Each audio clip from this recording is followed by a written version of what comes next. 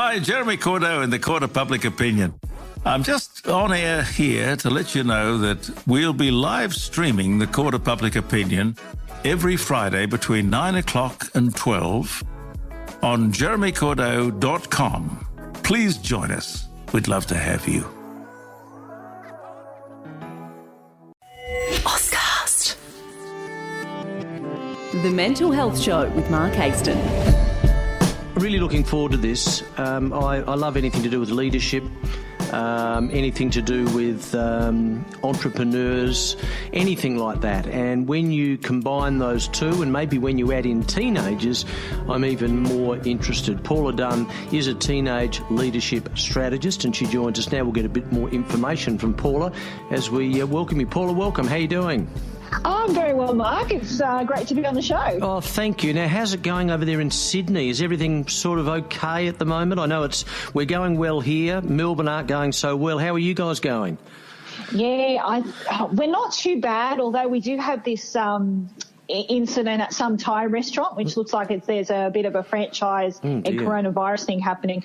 But I've been staying indoors pretty much and only going out when I need to. And if I do go out, I wear a mask. So oh, good. Well, I'm being a good girl. You're being a better girl than that Kerry Nash, that woman, that stupid woman, which I had a rave about at the start of the program, where she's turned up at Bunnings and wanted to get in, and of course videotaped it. So they put it on Facebook, and now it turns out though. Get a load of this, Paula. She's a former employee. Oh, well, there you go. I mean, what is going on? You know, that is ridiculous. Yeah. Anyway, teenage leadership strategist. Tell us what that is.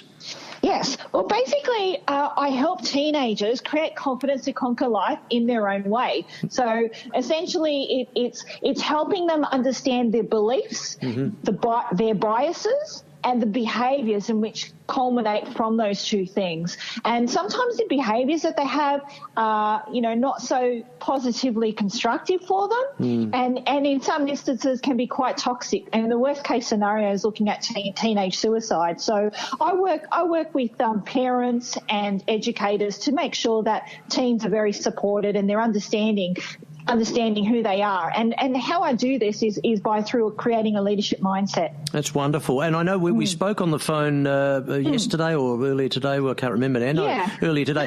And one of the questions I asked you was, what are the kids like these days compared to 20 years ago? Oh, well, that's a good question. Well, the comparison I have is really for myself, and the reason why I've introduced leadership at such a young age as a teenager is because I remember back to those days where I was feeling uncertain about myself and comparing myself to everybody else and never thinking I was good enough, despite my achievements, and getting to a point in year 12 where I was suicidal and I nearly ended my life. And to have had the understanding of what my emotions were all about and the negative beliefs I had inside me and all of that, if I had known what that all meant and that it's part of, growing up and the hormones and everything that are playing around, maybe things would have been different. Oh my! I'm flabbergasted. We didn't talk about that this morning. I can't believe. Well, I'm. This will sound weird, but I'm grateful that you've said that and that you've owned up. Not owned up. That's not quite the right word either. But you've been honest enough to say that you actually felt like ending your life. If you don't mind me asking, and I know this wasn't the premise of the interview in the first place. Why can you just unpack that? Why did it get to such a point where you wanted to do that?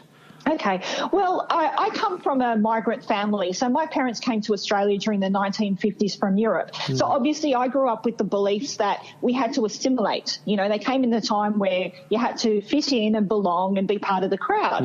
And so I grew up those family beliefs, and plus also it was hard. It wasn't easy for them. And I grew up with the mantra of life wasn't meant to be easy and that money doesn't grow on trees. So obviously, it's a value-based thing.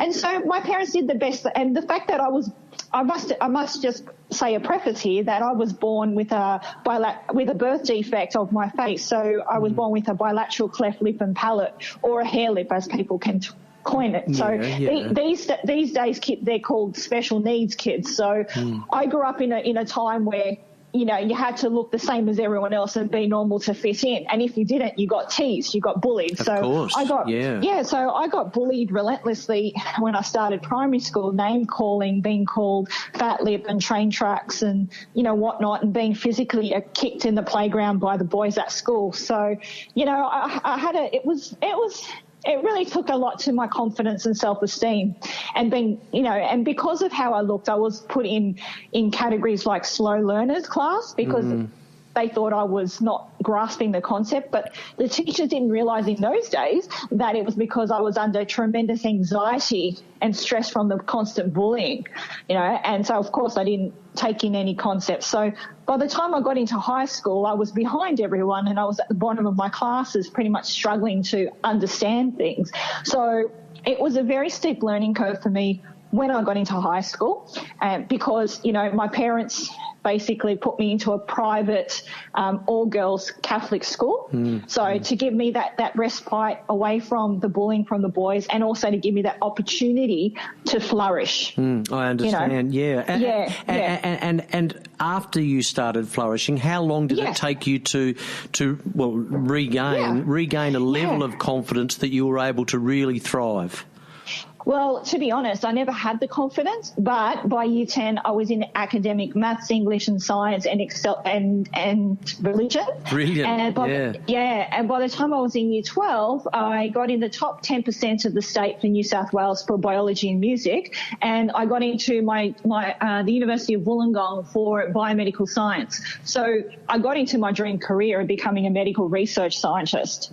Oh, for heaven's sake. And that in turn gave you more confidence? No. Oh, wow. Okay, well, tell me. That's the kicker. Isn't that weird? It is weird. Or is it weird? Maybe it's not. No, it's normal. It's normal. And especially in girls and high-achieving girls in particular, we have this sense of what they call imposter syndrome, where we feel like even though we strive really well, we're doing really well at school. Usually my CV is 15 pages long with all the stuff I've done, and having that understanding of never feeling that I'm good enough, and being a female, we tend to compare ourselves because we're highly critical of ourselves and of others around us. It's just in our innate nature, and it's just like looking to the side and going, well, is it normal? And having that pressure as a female looking through the different milestones as we grow up, when our friends are getting boyfriends, when our friends are settling down, they're going to uni, what are they studying, how much are they earning, how many kids are we going to have, it just never stops. It never stops. Wow. The imposter syndrome I can relate to. I have suffered that over a number of years, and you don't know my background here in Adelaide, but I worked at Channel 10 as a sports presenter for 25 years, and I worked at the ABC prior to that from the 80s for 15 odd years, and I've done breakfast radio and stuff like that. And am I the best? No. But am I the worst? No. But at the same time, there have been periods where I have felt like an imposter. It's actually quite common, isn't it? Yes, it is very common. And the misconception is they think that it's just women, but men suffer from it too. They just display it in a different way. Or hide it, or hide it better. They hide it better. Is that what you're saying? They hide it better. Yeah. They hide it better, or they're very big at big-noting themselves, and being very, what they call arrogant, or overly confident in a way to mask it. Yeah. And quite often, and this was certainly the case for me, Paula, but quite often you use comedy as well to mask it. Yes. I use humour a lot as well. Yeah. And I'm quite optimistic. Yeah. But see, isn't that interesting? You're optimistic, yet at the same time not totally confident. Yeah. We're complex, aren't we? We are very complex creatures. We really are. Yeah. Well, that's the thing, because the misconception I had growing up, obviously the pressure of wanting to fit in, and my idea, because I was getting bullied for looking how I looked, I wanted to stop the bullying. I wanted to stop the pain. And I thought back then that the only way I had to stop the pain was to get into university and have a degree and be respected for my brain. That was my logic. That was my logic behind it. But in reality, that's not the case because, you know, I've gone through corporate bullying and it has nothing to do with how I look. It's based on my performance, you know, and achievement and accolades. So essentially that kind of backfired. Yeah, well, they're external, as you would know, and external things in the end never work because we can never be good enough in everyone's eyes. For example, if we compare ourselves with a lot of people, there'll always be people who are taller than me, darker skinned than me, better looking than me, all of those things. I mean, of course, there are other people who aren't as tall or aren't as or don't have the skills that I've got, but you tend to just brush them aside and worry more about the people that you feel are better than you. But they're all external. The way to, you know, we don't probably have time to go into this, but I'd love to talk to you more about this. But the way to overcome that, it's got to be internal. Exactly, and that's where I come in with helping teens create confidence through looking at their mindset and shifting that mindset. Helping them maintain momentum during times of, you know, when they're feeling overwhelmed and they're feeling anxious and stressed and they don't know which way is up. Yeah. And you know, and continuing that momentum and just keep going because the hardest thing is always to start and take baby steps. Well, and that's the perfect springboard for us to talk a little bit about that. So I was really intrigued by your article on Media Stable. For our listeners, in a very general sense, just explain what the article was about. Oh, for me. Okay. Yeah. Well, basically, I had an experience because obviously COVID-19 has taken a big hit on my business as well. So, you know, and so I approached a recruiter back in my old industry, in the pharmaceutical industry, and looking for work.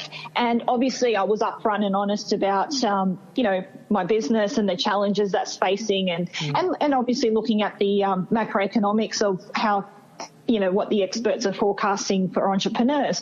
And so I thought, well, it makes logical sense. It might be good to go back and use my expertise and my experience back in my industry, especially, you know, now with COVID-19 and I work in medical research, it probably would help. And one of the things that they said to me was that this term moonlighting, that I couldn't moonlight. And first of all, I was thinking, I don't know what I was thinking. I was like, what does moonlighting mean? And then it came up to the idea about having a second job or another source of income. And then I was taken aback. So, and I'm thinking, surprisingly, we're so globally connected and we're trying to tell even our next generation that entrepreneurship is the new skill that everyone must learn to stay relevant. And you still have big corporates saying, no, this is unacceptable. You can't have a side gig. I mean, I've got friends that work in various industries that have side gigs, but they don't tell them. So it's either upfront, you either don't do it, or you conceal it. Absolutely. So it's pretty disappointing. Yeah, without any doubt. So and I guess. And we've touched on this. One of the issues about getting a side gig or moonlighting is having the confidence, A, to be able to talk to your employee about that, or B, to actually go out and do it. And that's another area that you focus on, or one of the main areas, and that is not so much offering, but helping young kids develop those leadership skills and those confidence skills. Tell me about that. Yeah, well, I have a 5-step methodology that I use in everything that I do. So whether it's in coaching and mentoring or leadership programs, facilitated training. And so one of the things that I found in particular, which the challenges are, is obviously the self-doubt that we have and dealing with the unconscious biases of others. And so the 5-step methodology that I use is looking at confidence, so creating confidence, understanding our identity and who we are. And then I move on to looking at conscious inclusion, and that's looking at, you know, diversity and inclusion, so making sure that we're developing that sense of emotional intelligence. Yes. So it's not just understanding ourselves, but others around us and their maps of the world, right?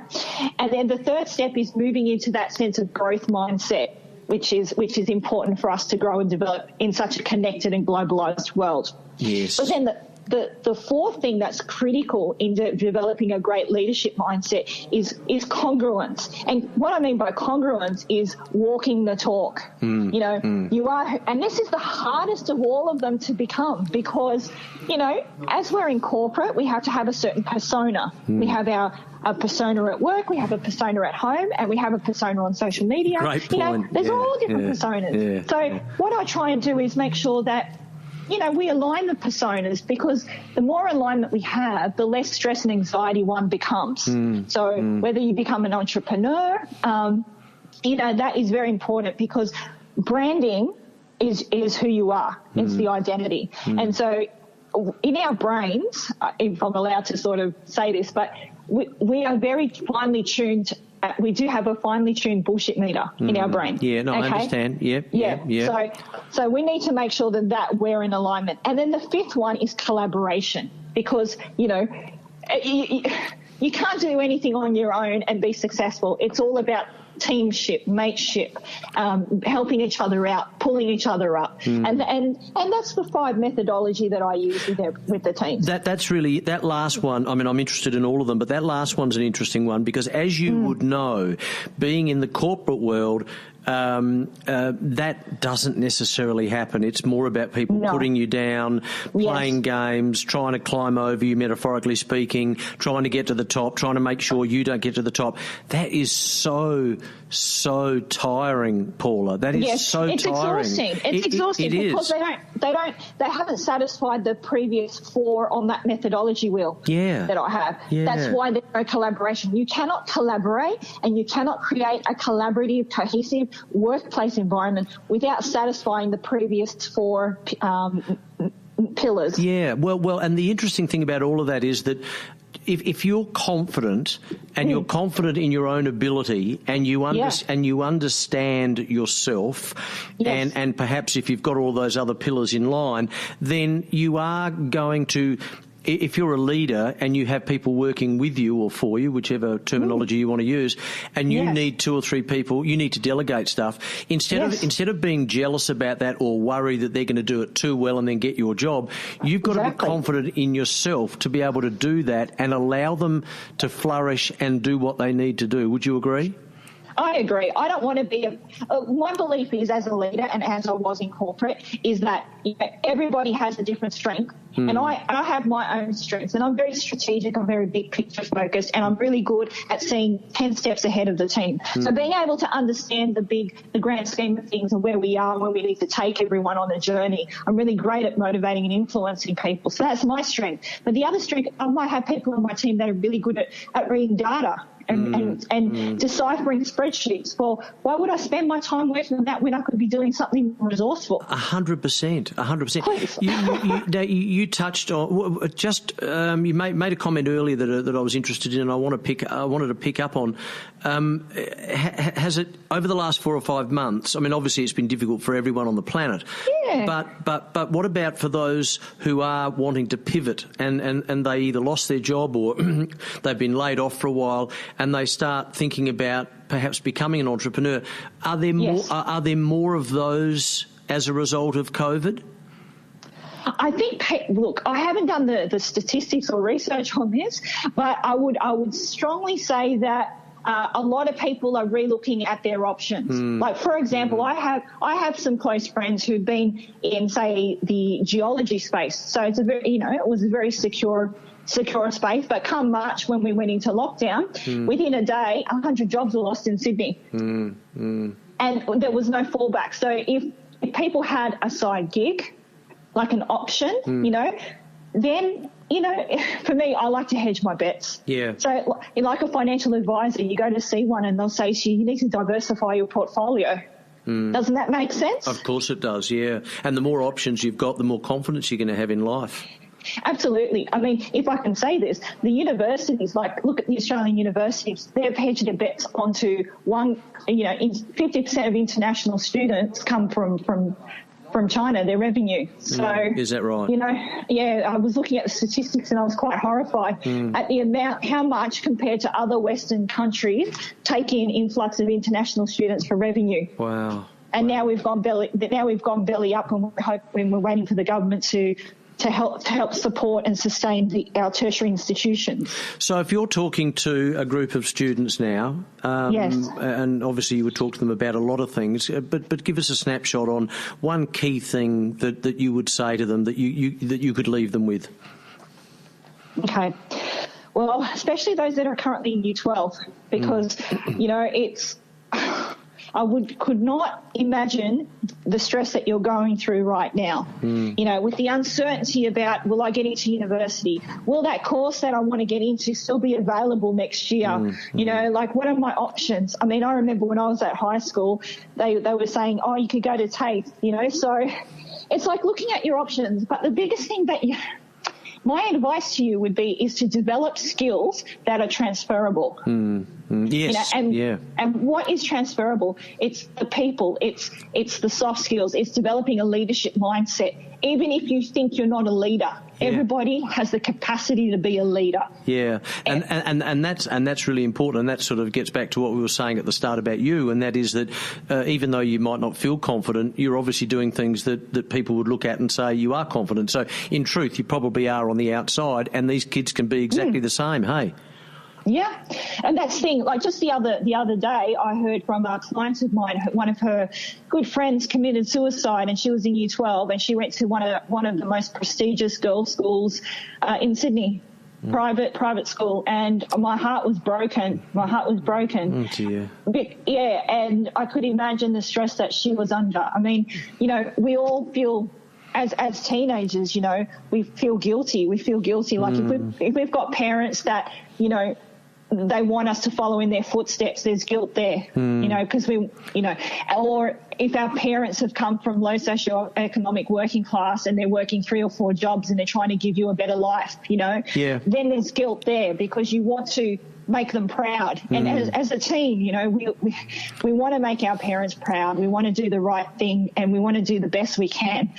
But, when we've got to look after, we're overwhelmed, we become like a feral cat. And we've got to look after ourselves. Paula, exactly. We're podcasting this as well as you know, so this goes all over the place. So if someone wants to get in contact with you, how do they do it?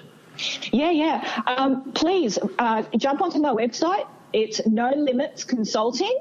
.com.au. No limits. Limits with an S. Yeah, consulting.com. .au, okay, and all your details are there in terms of email and phone number and all that sort of stuff. Yes. Look, that is wonderful, Paula. I'd love to get you on again because there are so many different topics. I know we sort of whizzed through a number of them there, but there's some really interesting topics that we could really drill down on that I think would be of great value to so many, and not just young kids either. I mean, it doesn't really matter how. No, it all translates. It all translates. It does. It does, absolutely. Paula, thank you so much for joining us. It's a pleasure. Thanks for having me, Mark. I really appreciate it. Thanks for being so brave and blowing me away in that first 2 minutes. My God. I think. Okay. Yeah. No. That was very open and honest of you, and I thank you very much for that. I wish you well, and I'll be in touch. A pleasure. Thank you so much. Thank you, Paula. Bye-bye.